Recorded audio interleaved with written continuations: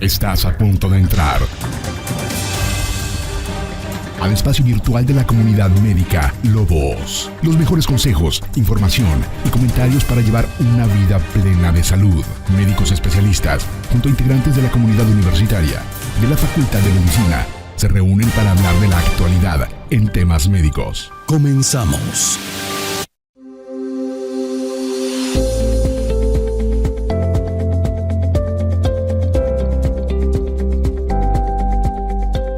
Amigos y amigas, ¿qué tal? Muy buenas tardes. Bienvenidos a su programa Revista Médica Lobos FM, el último día del mes de mayo, 31 de mayo. Estamos todavía con los calores a todo lo que da. Sin embargo, a través de estos programas estamos trayéndole la mejor información en materia de salud para que usted en su casa los tenga y que pueda replicarlos al interior de su familia, con sus amigos, etcétera, etcétera. Esta es la intención del programa de Revista Médica Lobos FM. Y como todos los sábados, mi amigo el doctor Jesús Ariel Gutiérrez Iribe en la coconducción.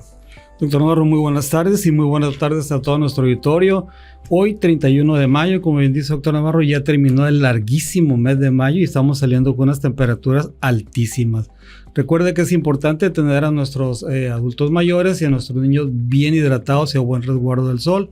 Y aquellas personas que hacen su trabajo diario al intemperie, pues tratar de evitar las horas de alta temperatura para evitar esos famosos golpes de calor que pueden ser fatales. Y hoy, doctor Navarro, como todos los fines de semana, tenemos un experto en enfermedades, en problemas de salud. Tenemos con nosotros al doctor Alberto Samudio Lerma, el médico reumatólogo, y estaremos haciendo un acercamiento a las enfermedades reumatológicas y le damos la más cordial bienvenida a nuestro invitado y estamos de lujo. Muy contentos, doctor, porque nos acompaña el día de hoy. Por supuesto. Muchas gracias por la invitación, doctor Ariel, doctor Juan Carlos, amigos, y a todo el auditorio. Los saludamos el día de hoy y sí, el calor es tremendo y pues estamos aquí abiertos para poder platicarles de las enfermedades reumáticas para que podamos entender un poquito de lo que el gran mundo de la reumatología.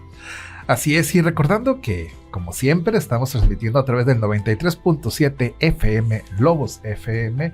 No se olvide también de nuestras redes sociales en @revista Lobos CLN para Instagram y de igual forma para YouTube, Facebook y Spotify como Revista Médica Lobos FM. Y de esta manera pues vamos a tener el mejor contenido en radio, y recordando que el pasado 28 de mayo se conmemoró el Día Internacional de la Acción por la Salud de las Mujeres, y esto busca fomentar el recordatorio hacia las múltiples causas de enfermedades y muertes que pueden tener las mujeres. Entonces, así como existe un día para ello, es importante que esto como mujeres lo mantengamos siempre, y eso también va para los hombres. Lo importante es de esto mantenerlo siempre, estar haciendo los chequeos. Hoy en día, bueno, pues tenemos un especialista en reumatología y que nos va a abrir un poco acerca de ese panorama de las enfermedades reumatológicas, y como mujeres, bueno, que ahí más adelante nos va a explicar el doctor que existen pues algunos padecimientos como la fibromialgia, etcétera, etcétera, y que tenemos que tener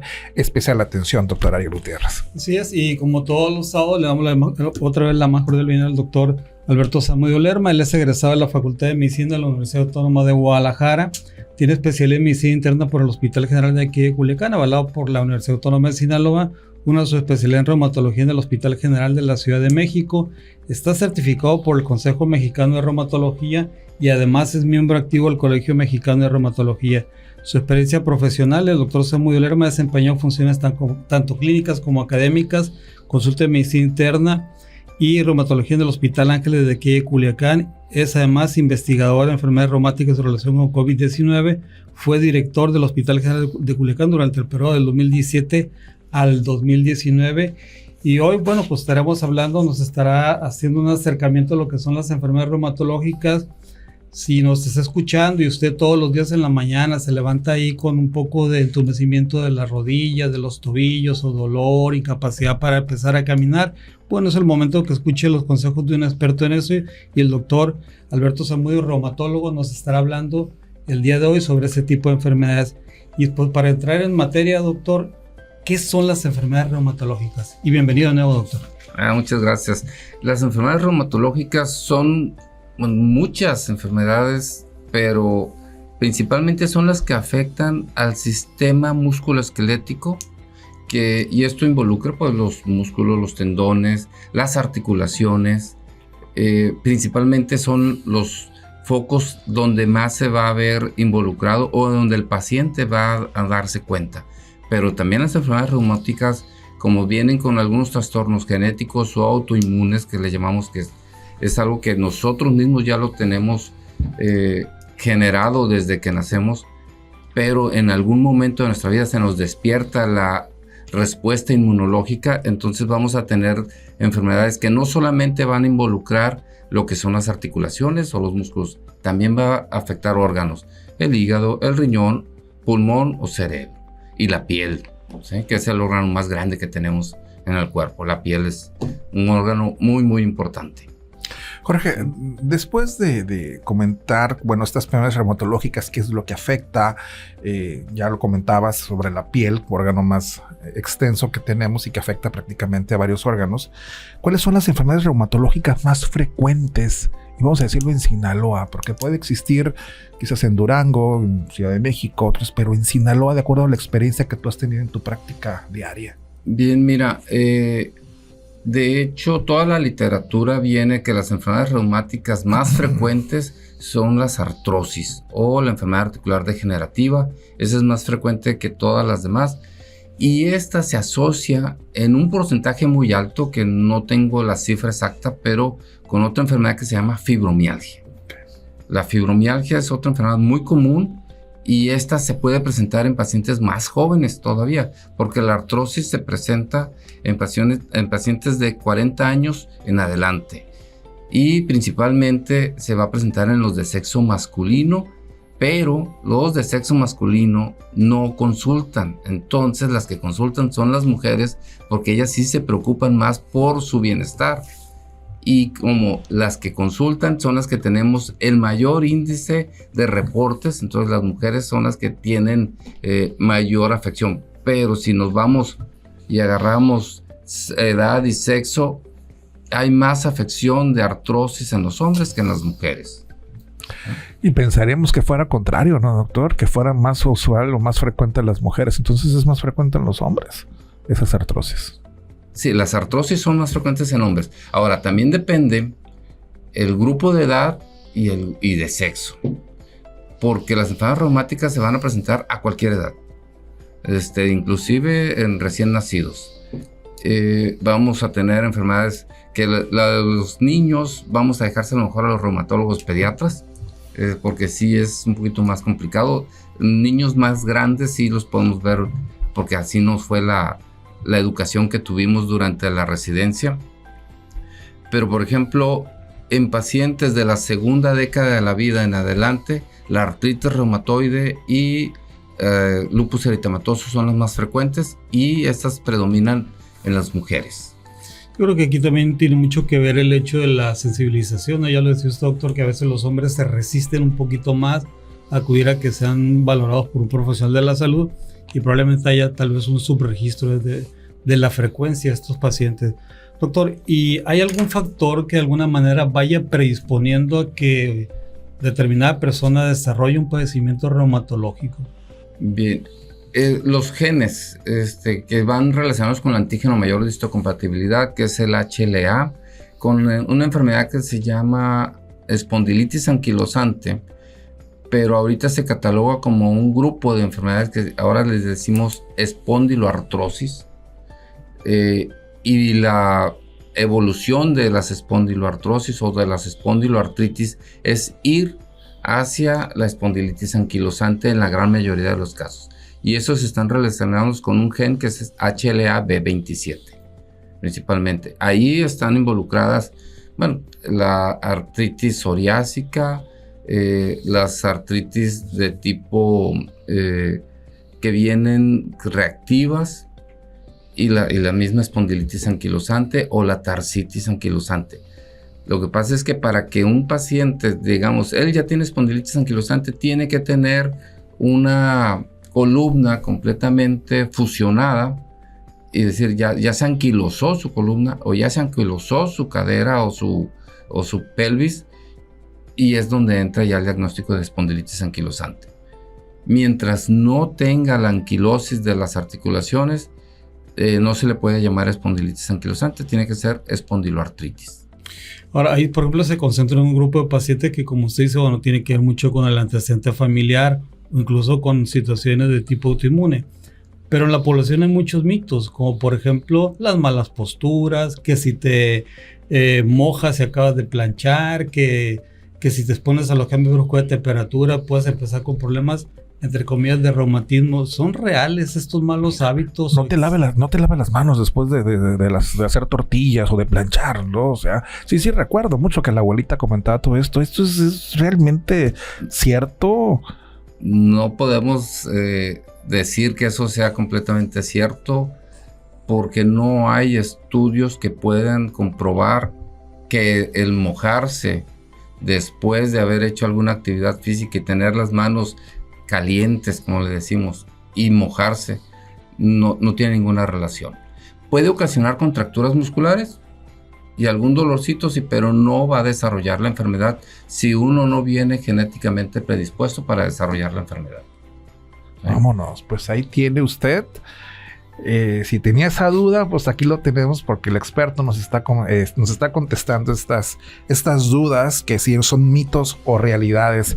Doctor Zamudio, bueno, hablando de la de predisposición, hablas de genéticamente ya venimos con una carga, ¿sí? Ahora, ¿cuáles son los factores de riesgo que una persona sana puede llegar a tener? Vamos a decir si existen factores ambientales que pudieran condicionar alguna enfermedad reumatológica. Más bien como disparadores de la enfermedad. Aquí en Sinaloa, y vamos a hablar aquí de Sinaloa, la zona centro, Culiacán, tenemos en estas fechas, ya en épocas de calor, que se nos avecina lo que es el dengue, que por las aguas y por no tener buen cuidado de los recipientes que tenemos en las casas con agua y que son criaderos del mosquito generador o que va a ser portador del virus del dengue. El dengue es un virus artritogénico. Nos va a despertar la enfermedad. Muchas veces nosotros consideramos que tal vez no tenemos ese gen despierto porque tenemos otro gen protector, pero si nos da virus de dengue o si nos da el virus de chikungunya, que también tenemos aquí en Sinaloa, y el COVID, de los que sobrevivimos al COVID, también es un virus artritogénico. Son los tres más agresivos que tenemos aquí. Por ahí en la literatura hay virus Coxsackie, pero eso en realidad aquí no lo tenemos. El otro virus, el de la influenza, también puede ser un disparador para que se despierte la enfermedad. O sea que tenemos prácticamente cuatro virus aquí en la localidad, que si nosotros tenemos la predisposición genética para desarrollarlas, vamos a desarrollar ya sea artritis reumatoide, que es la principal, la artritogénica, o que viene de los virus, y rara vez, pero puede ser que algún lupus eritematoso que se nos despierte, porque es un gen que se va compartido. Doctor, yo siempre he tenido una duda como ahorita que empezó a mencionar sobre lo que son los disparadores de este tipo de cuadros, bueno, de origen inmunológico, como son las situaciones del estrés emocional, los problemas de depresión, trastornos de ansiedad, que en un momento pudieran ser también en una etapa de la vida disparadores de este tipo de padecimiento. Sí, tenemos que venir predispuestos genéticamente. Los estados de ánimo bajos o que estamos en depresión, que estamos sometidos a mucho estrés, y por ahí además nos tocó una infección por el virus. Puede ser una infección ya sea respiratoria, puede ser una infección intestinal, ¿sí? La que nos ocasione que se nos dispare, que se nos despierte ese gen y nos produzca la enfermedad. Lo que pasa es que no sabemos exactamente cuándo, porque podemos tener múltiples infecciones por un virus y nunca se despierta. Pero, como dicen, a la última. Sí. En la última fue ahí.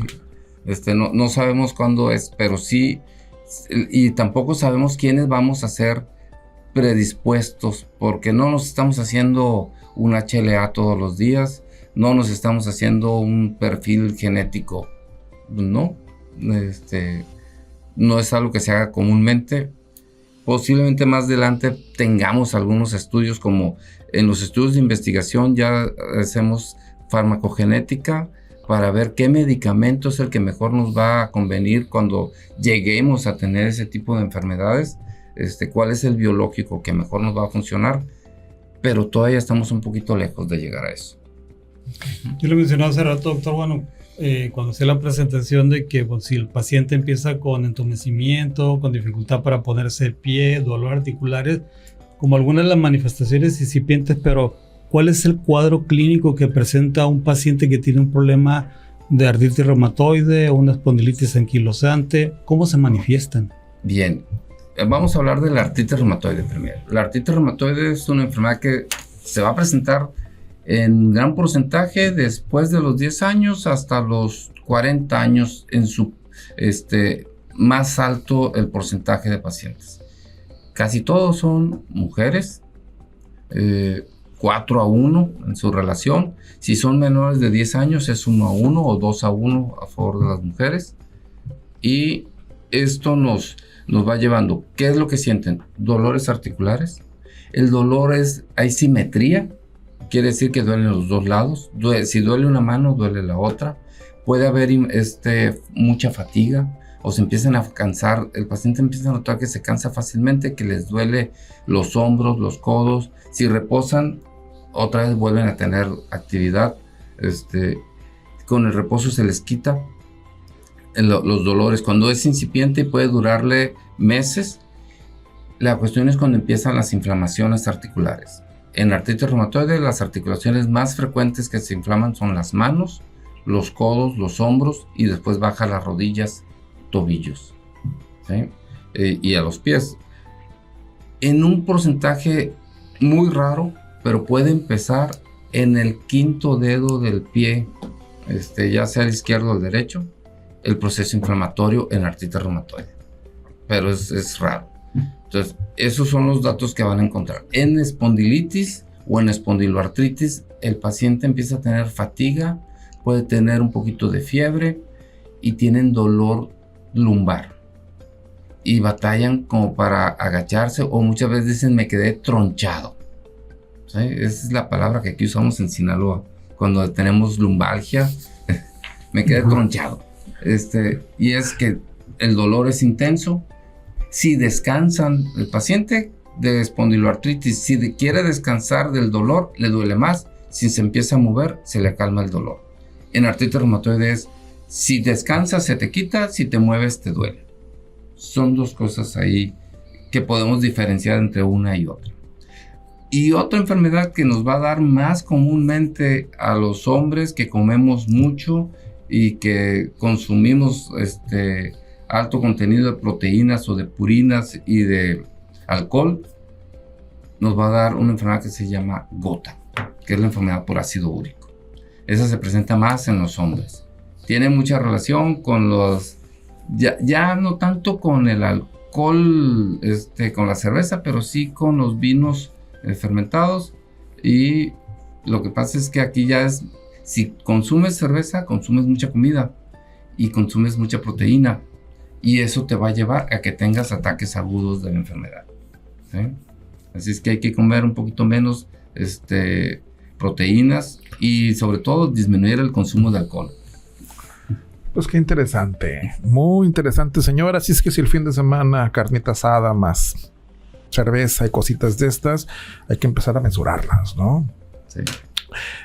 Doctor Zamudio, bueno, este es un programa que está dirigido a la comunidad universitaria, a nuestros estudiantes de medicina, pero aún así, bueno, tenemos muchos colegas que están atentos de nuestro programa.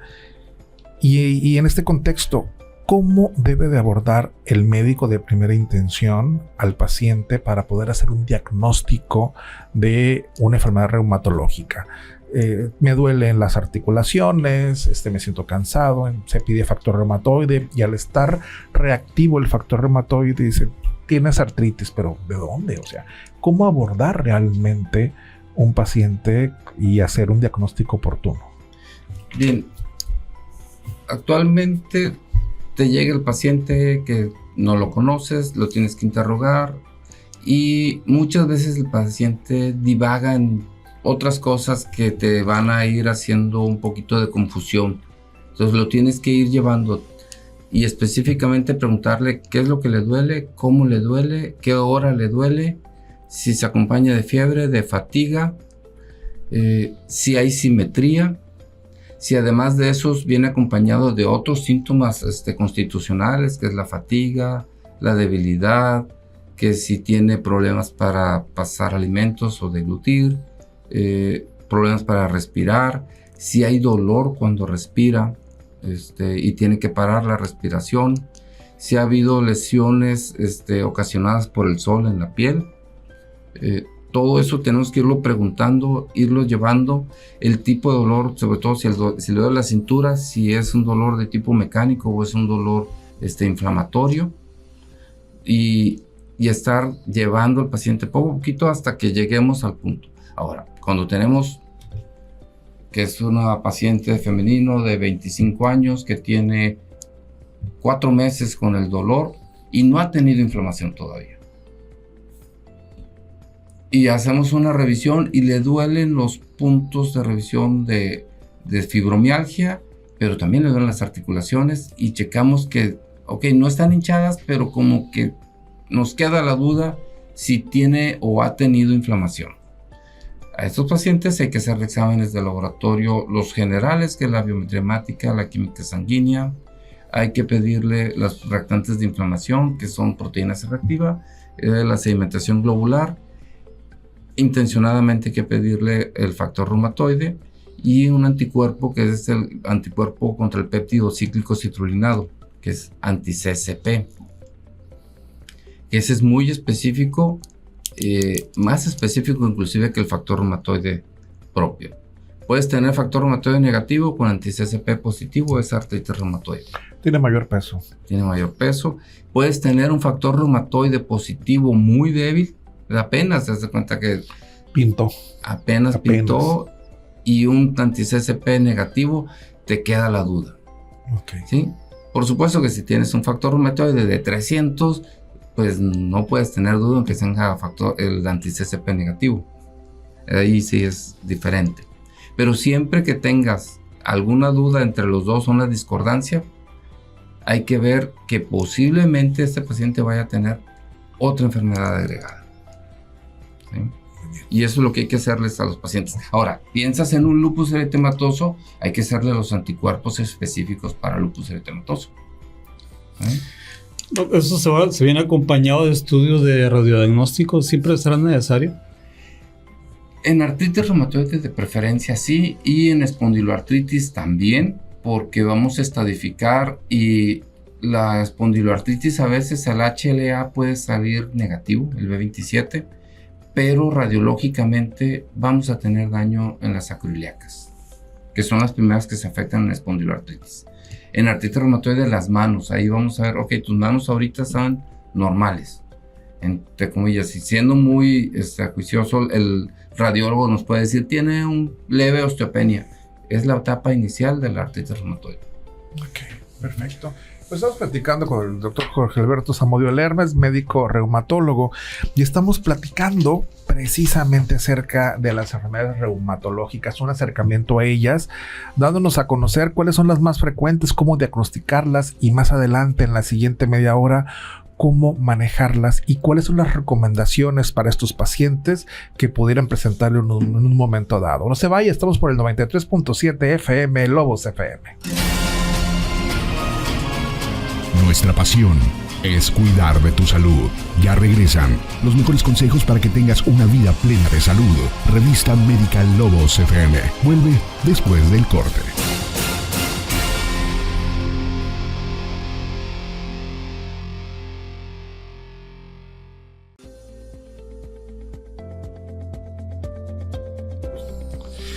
Bueno, regresamos después del corte y hoy, doctor Navarro, escuchamos un tema musical de a mediados de los 80, un tema que se llama Don't Dream It's Over, Ni lo sueñes, esto aún no termina, interpretada por la banda rock australiana Crowded House. Este fue un tema publicado en 1986. La canción fue escrita por el cantautor y músico neozelandés Neil Fane. Se convirtió Dr. Navarro en un tema de los más exitosos de la banda a nivel internacional y estuvo en el segundo lugar en el Billboard de 1986 en el Hot 100. Tuve la oportunidad de ver el video, de esos videos que en los años 80 publicaba el canal que había de MTV Music, que aquí en Culiacán fue una locura porque todos estábamos pegados en los 80s para ver cuáles eran los mejores videos musicales que salían cada año. Incluso había un premio de los mejores videos. Siempre ganaba Michael Jackson. Pero curiosamente le fue muy bien a este tema musical en un video muy surrealista que desarrolló esta banda australiana. Así es, y siempre en Revista Médica Lobos FM el doctor siempre escoge los temas musicales que van de acorde con la patología. Y aquí es la pieza musical, eso no termina ni los sueños, pero no tiene nada que ver, ¿no? Con la enfermedad, ¿no? Para eso tenemos al doctor Zamudio que les va a dar el mejor tratamiento. No tiene nada que ver una cosa con la otra, ¿verdad, doctor Ariel? Así es. Así es. Muy bien, doctor, pues regresando con nuestra entrevista, ya vimos cómo vamos a diagnosticar al paciente, cuáles son las patologías más frecuentes que podemos tener habitualmente, en quién se presenta más, cuáles son los grupos de edad más afectados. Ahora, ¿cómo hacer el abordaje en materia de tratamiento? ¿Qué ofrecerle a estos pacientes? Están la artritis reumatoides, están las fibromialgias, están el lupus eritematoso sistémico. ¿Cómo abordarlo? Bien, mira, en tratamiento de las enfermedades reumáticas tenemos que ir en forma escalonada, de lo menos a más, porque los pacientes se pueden controlar con muy poquito, ¿sí? Aún siendo artritis reumatoide, muchas veces les damos un antiinflamatorio, les damos un inmunomodulador, ya sea los antimaláricos o llamados cloroquina o hidroxicloroquina, y con eso el paciente puede entrar en una buena remisión. Si eso no se controla, vamos y le agregamos metotrexato. Si aún así no se controla con el metotrexato, entonces ya tendríamos que brincar. En algunos casos les damos esteroide. Ya no usamos el esteroide de primera elección, lo utilizamos en la segunda o tercera elección. Y si aún con los antimaláricos, el metotrexato, el esteroide, el paciente no ha mejorado, tenemos que brincar a lo que le llamamos medicamentos biológicos. Los biológicos ahorita hay dirigidos contra una sustancia que es el factor de necrosis tumoral. Hay otros que van contra las JAK-sinasas, hay otros que van contra la interleucina 6, que son los que principalmente vamos a utilizar, pero también hay otros que van contra las células B, contra linfocitos CD19, CD20, que pueden controlar la enfermedad. Y tenemos que ir así en forma escalonada. Primero el anti-TNF, no funcionó el anti-TNF, nos vamos con interleucina 6 o anti-JAK. Y si tenemos la mala suerte que tampoco funcionaron o el otro, nos tenemos que ir contra el anti-CD20. Y si ya tampoco funciona, pues te tienes que regresar al principio, otra vez de vuelta. Algo está pasando que el paciente no ha mejorado o no se lo pone. Eso será la otra. Doctor, una vez que se estableció el diagnóstico y que el paciente ya entra en un protocolo de tratamiento, ¿cuál es el seguimiento? O sea, ¿cada cuánto tienen que estar yendo a revisión, los exámenes de laboratorio? Porque, bueno, al principio decíamos que son enfermedades que se cronifican y pueden ser progresivas, ¿no? En un momento dado.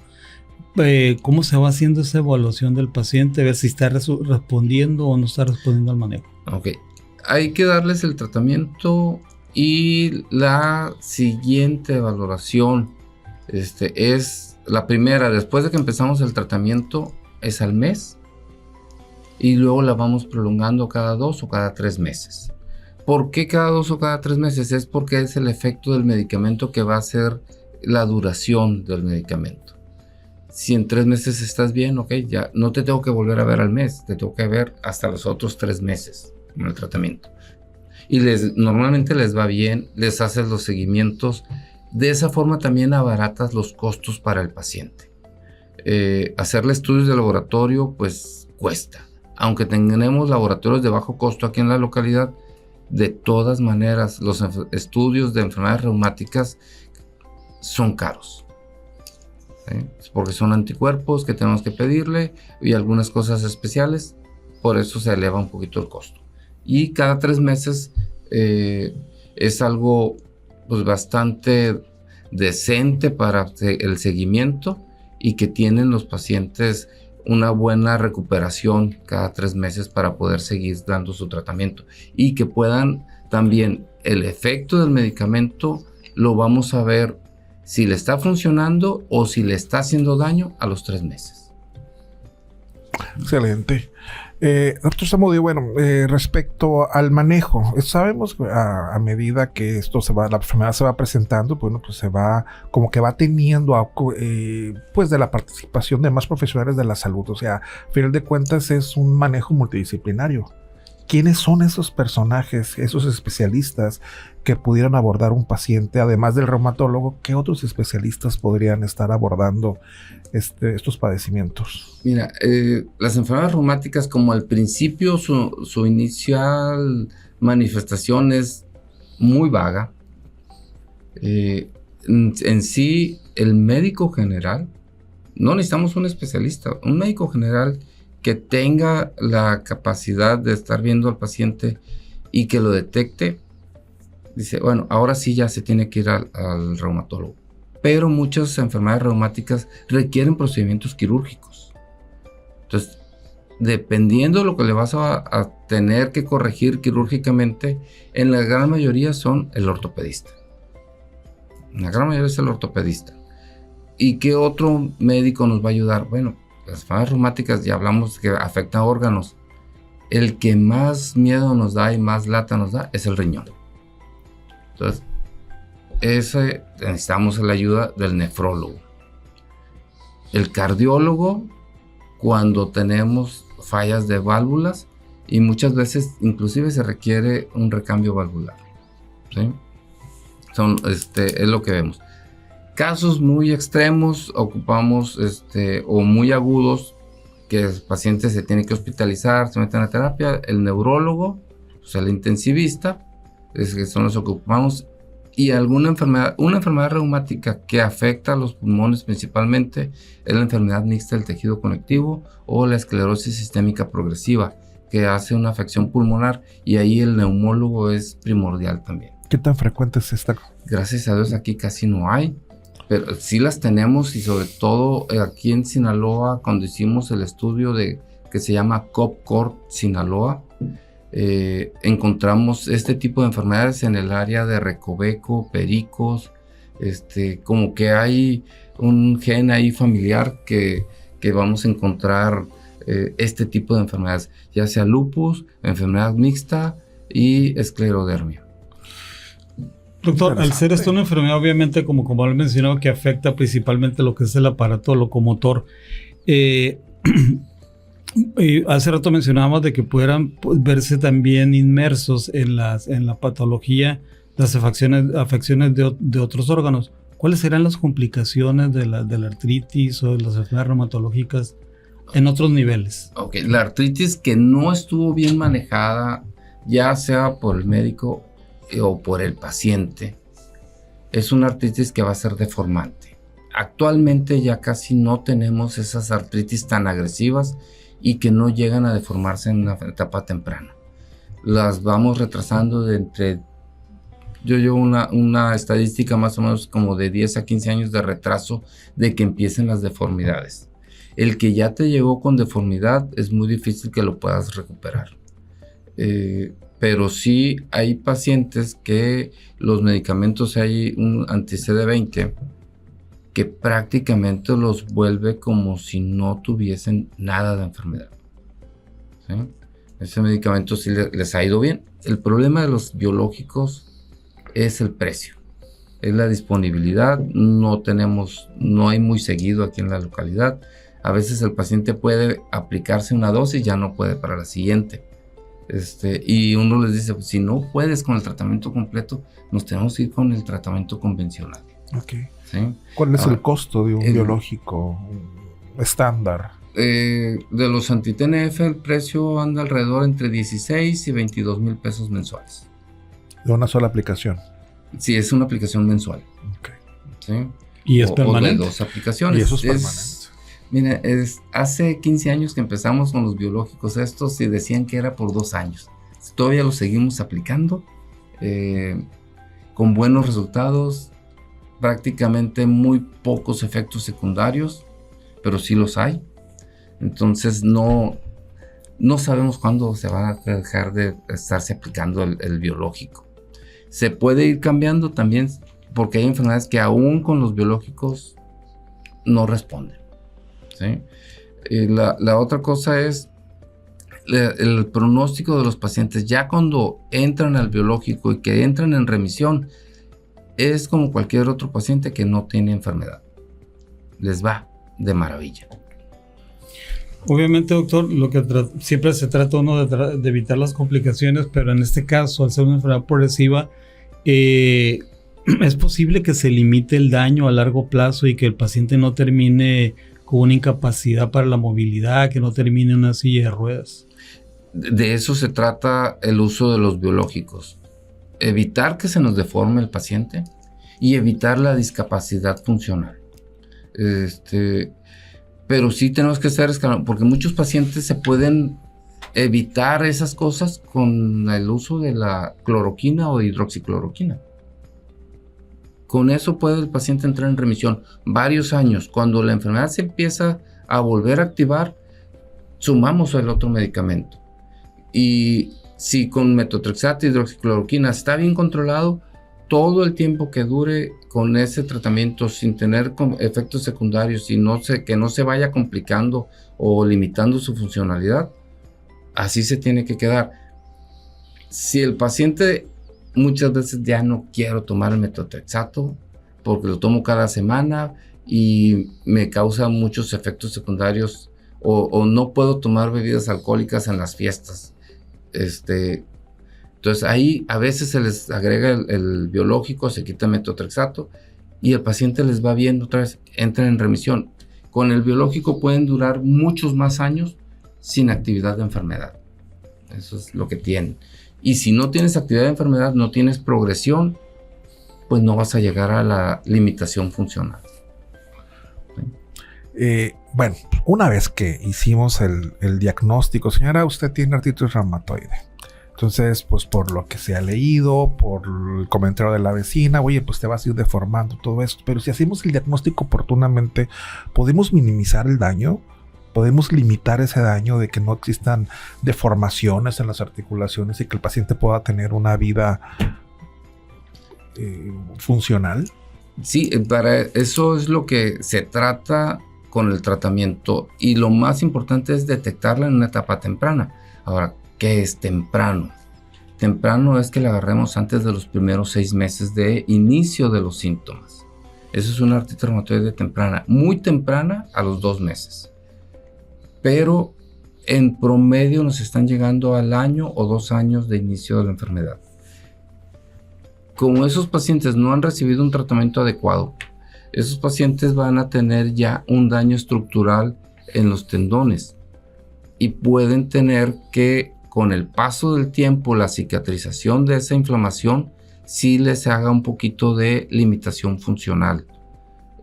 Pero los medicamentos, ahí es cuando uno dice, bueno, ya tienes esta inflamación, te encontramos tales daños que aunque no son graves, pero ya los tienes, es cuando rápidamente te vas metotrexato y tal vez hasta un biológico de inicio. ¿Sí? Claro. Es de inicio. Yo, para reforzar lo que siempre platicamos aquí todos los sábados, el uso de los medicamentos mágicos, los remedios caseros, las recomendaciones de la abuelita, la vecina, la tía, para ese tipo de problemas, doctor, ¿vale la pena hacerles caso? Porque eso también usted está diciendo que puede pasar hasta 1 año que el paciente esté presente ya con el reumatólogo, ya después de haber andado de médico en médico tal vez, pero peor, de farmacia en farmacia, de consejo en consejo, Ya hay una lista de COFEPRIS de los medicamentos estos mágicos o milagrosos, o medicamentos milagro.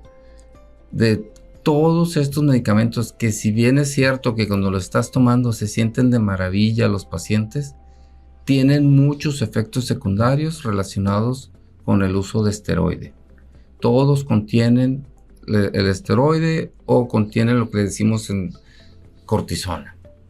El problema es que no sabemos cuánta dosis del medicamento esteroide contiene y no sabemos qué tanto daño les ha ocasionado. Cuando a mí me llegan los pacientes y me estoy tomando esto y termina en kin, ese rey tiene el rey de los medicamentos, el esteroide. ¿Sí? El esteroide sí hay que usarlo, pero hay que saberlo usar. Hay que saberlo usar en dosis, tiempo y la forma que lo vamos a aplicar. Si no sabemos usar un esteroide adecuadamente, el paciente va a tener los efectos secundarios en una etapa temprana y para podérselo retirar es muy difícil. Por eso es que si te llega con un frasquito que dice King, contiene esteroide y hay que darle dosis de reducción. Esa es la otra que tenemos que tener muchísimo cuidado, que hay pacientes que llegan y dicen, oye, yo me siento fabuloso con esto, pero lo dejo de tomar y ya, o lo cortan de una. Entonces, pues, hagamos caso al experto. Doctor Zamudio, los epidemiólogos nos gusta mucho ver los pacientes. Bueno, vemos muchos pacientes con tuberculosis y vemos los antecedentes epidemiológicos, que si consumen drogas, que si son diabéticos, vamos viendo el binomio tuberculosis diabetes, si tienen VIH, el binomio tuberculosis VIH, pero en mi cabecita me está dando vueltas, ¿existe o puede existir el binomio tuberculosis enfermedades reumatológicas? Claro que sí. De hecho, es un capítulo de enfermedades infecciosas y enfermedades reumáticas. Principalmente la que se asocia es la artritis reumatoide y es la espondiloartritis. Sí, pero actualmente lo que más está relacionado es con el uso de los biológicos, con los medicamentos que van contra el factor de necrosis tumoral o que le llamamos anti-TNF. Nosotros hacemos un screening previo al uso del biológico. Siempre les pedimos placa de tórax, pedimos el PPD, que aquí en la localidad solamente un laboratorio lo hace, y ya más actual pedimos el cuantiferón. El cuantiferón Gold es lo que estamos pidiendo, y hay que saber interpretar bien el cuantiferón. Porque a veces te sale cuantiferón Gold un positivo, una de las facciones. Así es. Y no quiere decir que tenga tuberculosis. Es correcto. Y que tampoco quiere decir que tiene posibilidad de desarrollar la tuberculosis. Pero si le vas a poner un biológico, que ya sabes que si tiene por ahí aunque sea un solo bacilo, le vas a abrir la puerta y se va a reproducir. Entonces, por eso es que vamos a tener mucho cuidado con eso. Si todo es negativo, tenemos toda la confianza del mundo de que el paciente puede ponérsele el biológico, con los cuidados que deben de llevar. Ahora, alguien que tiene biológico, pues no lo vas a limitar a encerrarlo en la casa. No tienes una cápsula o una esfera que esté el paciente aislado de todo. Va a ir al cine, va a ir al súper, va a ir a reuniones. Bueno, si donde hay mucha gente, que se ponga cubrebocas. Eso que nos ayudó en el COVID también ayuda en estos casos. El cubrebocas verdaderamente salva vidas y evita que nos infectemos. Los pacientes que están con biológico, cuando van a hacerse exámenes de laboratorio, los laboratorios deben de llevar forzosamente el cubrebocas, porque ahí es donde se infectan. Porque el paciente que se va a hacer exámenes, acuérdense que está enfermo. Definitivamente. Doctor, yo sé que no quería que le preguntara nada sobre niños, pero bueno. No, ¿y por qué no? No, dije que no sabía mucho. Es un reumatólogo amigo de todos los niños. Comentó que los niños a los reumatólogos pediatras. Pero hay un grupo de edad muy especial, lo que son los adolescentes, en donde sí se ve con cierta frecuencia la artritis reumatoide juvenil. En nuestro medio, ¿cómo está la prevalencia de esta enfermedad y cuál es el pronóstico? Y algo más importante, ¿cómo le ha ido con los biológicos? Porque yo sé que sí lo estás manejando con ellos. Y la verdad que es un cambio en la vida de estos muchachitos. Sí, yo afortunadamente para los niños tal vez hay menos niños afectados. Así les digo yo a los niños, a los que son de 16 años para abajo. Pero sabemos que el adolescente empieza más o menos desde los 9, 10 años. Y en esa etapa de los, 10 a 16, es una edad donde pues casi nadie los quiere ver. Son muy difíciles los niños. El adolescente es un poquito complicado, no quiere aceptar que está enfermo, no quiere tomarse los medicamentos, no se quiere poner el biológico. Es algo muy, muy difícil de convencer. Solamente lo convences cuando la enfermedad está bien activa y que no se puede mover. Es cuando ya lo ves y lo puedes tratar. Y cuando el niño no, pues completamente es vulnerable, ¿sí? Y pues no tiene, si se pudiera mover, te aseguro que te dice que no quiere nada. Pero cuando está así, aún así tienes que hablar con él, tienes que convencerlo que le vas a hacer esto, que le tienes que puncionar una rodilla porque tienes que sacarle líquido.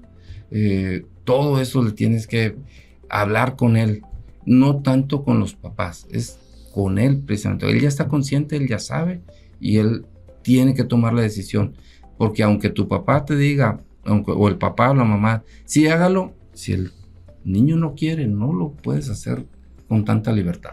Él tiene que estar completamente convencido de que eso le va a funcionar, que le va a servir, le pones el medicamento, los vuelves a hacer activos, y es cuando dicen, caray, ahora sí, me va bien. Claro. No son muchos, pero sí hay, sí los hay. Ahora, el niño con enfermedad reumática es un niño que es como una célula madre. Empieza y dice uno es artritis reumatoide y al ratito se cambia a espondiloartritis, o más adelante como artritis y pum, hace lupus eritematoso, aún siendo hombre. Pues el niño, por eso le llamamos artritis crónicas juveniles, ¿sí? Uh-huh. Porque no sabemos hacia dónde van a ir.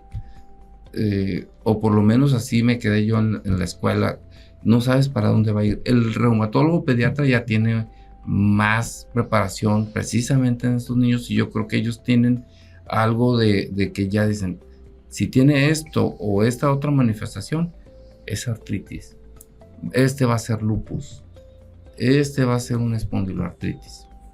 Entonces, por eso decía yo que los reumatólogos pediatras para los niños, pero hay veces que no tenemos la facilidad de un reumatólogo pediatra. Aquí en el estado tenemos dos de escuela completa, una que está en Mochis y tenemos otra aquí en la localidad. Las dos son buenas. Y los otros, los más viejitos que llegamos, pues tuvimos un poquito de educación en reumatología pediátrica. El maestro Maradiaga, que es el que veía más niños, que en el hospital general decía yo, va para allá con el doctor. Uh-huh. Sí, hay que ser honestos en todo eso. Sí, y ahí, aunque él lo veía, de todas maneras uno siempre estaba ahí junto. Y ahí vas aprendiendo poco a poquito más de lo que te enseñaron en la residencia. Pero sí, los niños, gracias a Dios, no son muchos, pero hay. Excelente. Doctor Zamudio, ¿dónde podemos encontrarte? Bien, mira, actualmente mi consultorio está en Hospital Ángeles, es el consultorio 102, en el primer piso, para que no suban muchas escaleras, porque el paciente reumático a veces batalla mucho para eso. Y el teléfono para las citas es el 6677-587902. Directo. Es teléfono directo. Excelente, pues ahí está. Si usted necesita un reumatólogo de confianza, el doctor Jorge Alberto Zamudio Lerma no porque lo digamos en Revista Médica Lobos FM, pero tengo muchísimos años de conocerlo y sé de su calidad humana y profesional para ver a los pacientes con este tipo de padecimientos. Muchísimas gracias por estar con nosotros, amigos. Muchas gracias a ustedes y cuando gusten ya saben que estamos a la disposición. Doctor Ariel. Al contrario, doctor. Y por si usted no sabía, el doctor Zamudio es de los fundadores institucionales de la Facultad de Medicina. No sé si te acuerdas cuando fuiste director de Enseñanza y Desarrollo Profesional, fue el que gestionó nuestro primer REBOE para la Facultad de Medicina de la Universidad Autónoma de Durango Campus, Culiacán. Entonces eres una persona muy importante en la universidad, amigo. Gracias. Sí, hicimos toda la lucha para que se diera esta universidad aquí.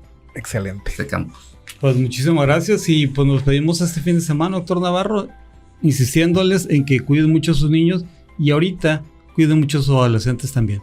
Claro que sí, nos vemos el próximo fin de semana. Los profesionales de la salud te esperan en nuestra próxima emisión. Descubre los mejores consejos para llevar una vida de calidad para ti y tu familia. Sintonízanos la próxima semana. Revista Médica Lobos FM. Hasta la próxima.